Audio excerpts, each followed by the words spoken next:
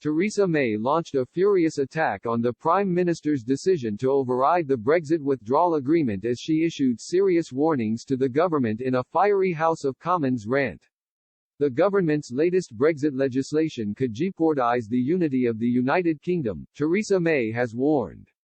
The former Prime Minister spoke out strongly against Boris Johnson's Internal Market Bill, which seeks to override parts of the UK's Brexit withdrawal agreement with the EU. Mrs. May branded the move reckless and claimed it was all only to make the UK appear tough to the EU.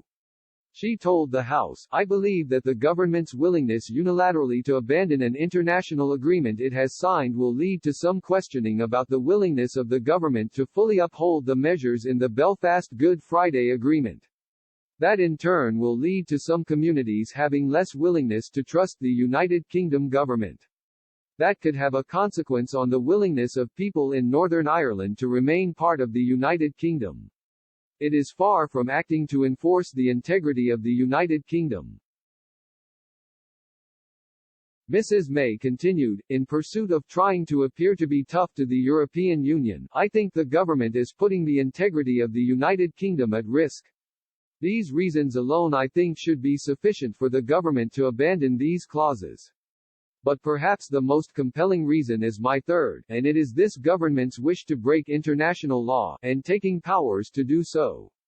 As the Law Society and the Bar Council have said, these provisions enable UK minister to derogate from the obligations of the United Kingdom under international law in broad and comprehensive terms, and prohibit public bodies from compliance with such obligations."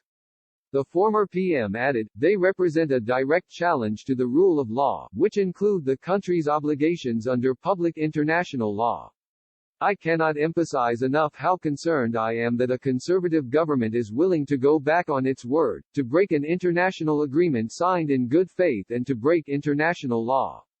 Northern Ireland Secretary Brandon Lewis admitted the plan would break international law, but claimed it would only be in a very specific and limited way.